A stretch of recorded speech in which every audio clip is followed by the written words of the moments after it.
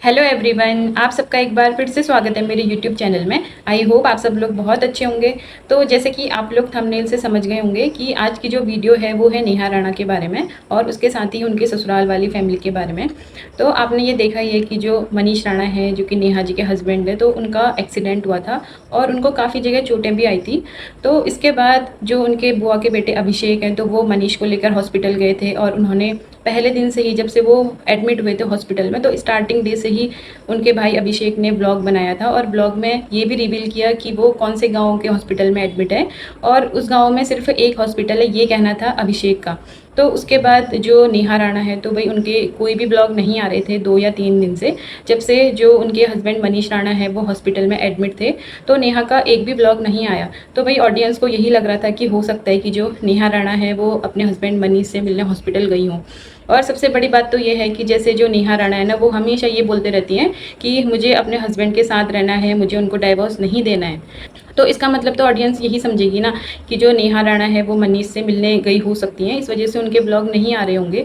लेकिन जब नेहा राणा का ब्लॉग आया ना, तो भाई सबको पता चला कि भाई सच्चाई तो कुछ और ही है, क्योंकि जो नेहा राणा है वो तब मिलने नहीं गई जब वो एडमिट थे, और वो तब मिलने गई जब जो मनीष राणा है वो हॉस्पिटल से डिस्चार्ज हो गए।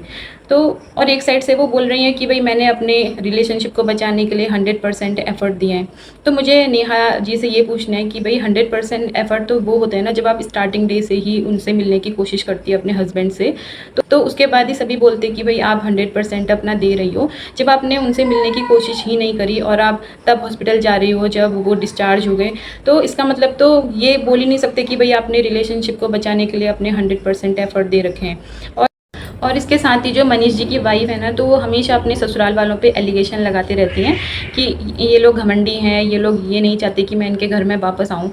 तो मुझे नेहा जी को एक बात पूछनी है कि आपने तो अपनी तरफ से कोई एफर्ट ही नहीं करे हैं अपने ससुराल वाली फैमिली में वापस जाने के लिए। आप तो अभी भी एक के बाद एक वीडियो बना रहे हो, वीडियोज़ में उनके इंसल्ट कर रहे हो। भले आप खुद से इंसल्ट नहीं कर रहे, लेकिन आप उन्हीं कमेंट्स को उठाते हो जहाँ पर को अपने आपके ससुराल वालों की बुराई कर रहे होते हैं लोग, और आपके ससुराल वालों को लोग गलत बोल रहे होते हैं, तो आप सिर्फ उनके कमेंट को उठाते हो।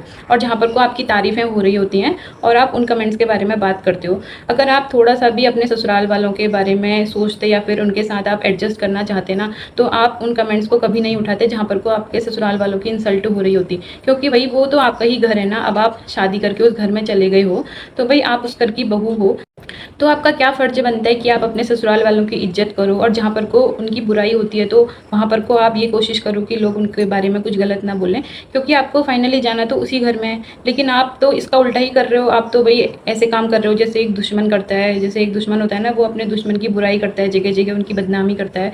तो आप भी उसी तरह के काम कर रहे हो और आप ये चाह रहे हो कि आपके ससुराल वाले आपको वापस घर में बुला लें। भाई ऐसा कौन सा इंसान होगा जो ऐसे इंसान को अपनाना चाहेगा जो उसकी इंसल्ट करे। अब आप खुद पर सोचो, अगर कोई आपकी इंसल्ट करेगा, आपको गलत बोलेगा, तो क्या आप कभी उस इंसान को अपना पाओगे? तो आप ये सोचो ना भाई, आपके ससुराल वाले कैसे आपको अपनाएंगे? और आप तो कोई एफर्ट ही नहीं कर रहे हो, और आप दूसरी साइड से बोलते हो कि मैंने इतने सारे एफर्ट कर दिए, हमारी फैमिली झुक रही है उनके आगे। भाई इसको झुकना नहीं बोलते हैं, आप अभी भी उनकी इंसल्ट करे जा रहे हो भरे समाज में। और एक इंसान को इज्जत कमाने में कितना टाइम लगता है आपको तो पता ही होगा ना। अब जो मनीष के मम्मी पापा हैं, तो भाई वो आज उन्होंने इतनी ज़िंदगी जी ली, तो पूरी इज्जत के साथ आज उन्होंने अपनी ज़िंदगी बिता रखी है, और आपने 1 सेकंड में उनकी इज्जत को उतार के रख दिया।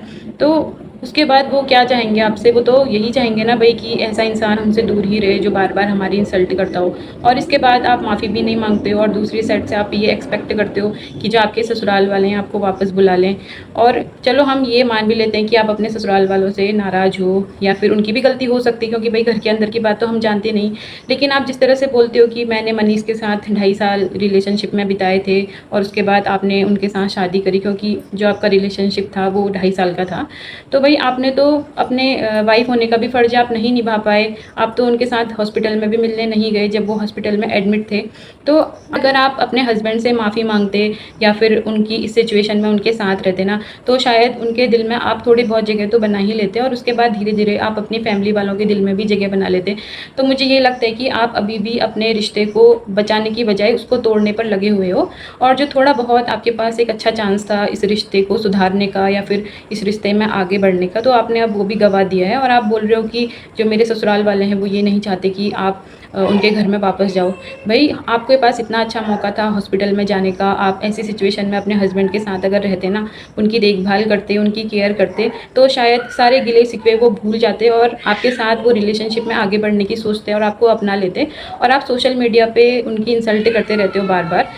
तो अगर आप थोड़ा सा भी सोचते उनके बारे में, तो आप उसी दिन दौड़े दौड़े जाते जब आपको ये खबर सुनाई दी कि मनीष जी का एक्सीडेंट हुआ है। भाई वो ऐसा तो था नहीं कि अभी हॉस्पिटल में गए और शाम को घर आ गए, वो 3-4 दिन तो एडमिट रहे वहाँ पर, को हमने अभिषेक के ब्लॉग में भी देखा।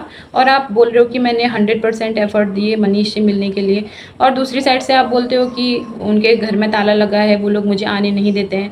तो भाई हॉस्पिटल में तो सभी लोगों के लिए खुला रहता है ना, अगर आप जाना चाहते हैं, आप मिलना चाहते तो भाई आपको कोई भी नहीं रोक पाता। तो सोशल मीडिया पे किसी की आप इंसल्ट करोगे, और आपको पता ही है भाई सोशल मीडिया पे लाखों लोग हमको देखते हैं, तो किसको अच्छा लगेगा अगर किसी के परिवार की बहू उनकी इस तरह से इंसल्ट करेगी सोशल मीडिया पर आकर।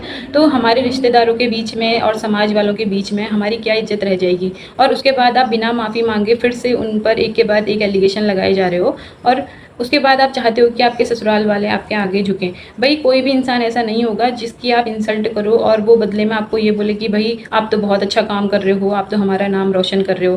भाई आपने तो उनका नाम डुबा के रख दिया और आप चाह रहे हो कि वो आपको बुला लें, तो ऐसे कभी पॉसिबल नहीं होगा। आप चाह रहे हो ना कि आपका जो घर है वो बस जाए, तो ऐसी हरकतों से आपका घर कभी नहीं बसेगा। और जब एक लड़की किसी नए घर में जाती है ना शादी करके, तो उसको एडजस्ट होने में काफ़ी टाइम लगता है। कभी कभार तो ऐसा होता है कि 1 या 1.5 साल भी लग जाता है एडजस्ट करने में। तो स्टार्टिंग से ही हम अपने ससुराल में घुल मिल नहीं पाते हैं, क्योंकि बहुत सारी चीज़ें होती हैं, हम नए नए मेंबर होते हैं घर में और सभी लोग हमारे लिए नए होते हैं। स्टार्टिंग में ना टाइम लगता है अपने ससुराल में एडजस्ट होने के लिए। तो आपने तो भाई 2.5 महीने के बाद ही उनकी सोशल मीडिया पे इंसल्ट कर दी, और अब आप ये चाह रहे हो कि वो खुद आएँ आपको लेने के लिए और ये बोलें कि भाई आपने हमारा नाम बहुत रोशन करा है, आप घर आ जाओ। तो ऐसा तो पॉसिबल नहीं है। आप इंसल्ट जितना ज़्यादा करोगे उतना ज़्यादा आपके बीच में दूरियाँ पैदा होती रहेंगी। तो हम आशा करते हैं कि आगे भी आप इस बात को समझोगे और अपने रिलेशन को अच्छा करने की कोशिश करोगे, क्योंकि भाई ऐसे करके कुछ भी नहीं होगा। आप जितना ज़्यादा इस चीज़ को आगे बढ़ाओगे ना, तो दूरियां उतनी ही ज़्यादा बढ़ती जाएंगी। तो मुझे अपने आज के वीडियो में यही बोलना था कि नेहा जिस तरह से अपनी ऑडियंस को बोल रही थी ना कि भाई मैंने अपना 100% दिया, 100% अपना एफर्ट लगा दिया इस रिलेशनशिप को बचाने के लिए, तो आप लोगों को भी दिख ही रहा होगा कि नेहा का 100% एफर्ट क्या है। भाई वो स्टार्टिंग डे से जब हॉस्पिटल नहीं गई, और वो हॉस्पिटल जा रही है जब मनीष जी डिस्चार्ज हो गए, तो हर कोई समझ सकता है भाई ये कोई 100% एफर्ट नहीं होता। ये तो भाई आपने फॉर्मेलिटी कर दी भाई लोगों को दिखाने के लिए कि मैं हॉस्पिटल गई, कि आपकी ऑडियंस ये नहीं बोलेगी कि जो मनीष जी की वाइफ है वो अपने हस्बैंड को देखने हॉस्पिटल नहीं गई। तो भाई ऑडियंस इतनी बेवकूफ़ भी नहीं है कि वो आपकी हरकतों के बारे में ना समझे कि आप क्या दिखाना चाह रहे हो अपनी ऑडियंस को। भाई हम तो यही आशा करेंगे कि आपका जो रिलेशनशिप है वो अच्छा हो जाए, फिर से आप अपने ससुराल में वापस चले जाओ। लेकिन अब ये नहीं पता कि ये सब कब देखने को मिलेगा। तो आज के वीडियो को इतना ही रखते हैं। अगर आपको मेरी वीडियो अच्छी लगी हो तो लाइक कीजिएगा और चैनल को सब्सक्राइब भी जरूर करना। तो आपसे मिलते हैं फिर से एक नई वीडियो में, तब तक के लिए बाय बाय।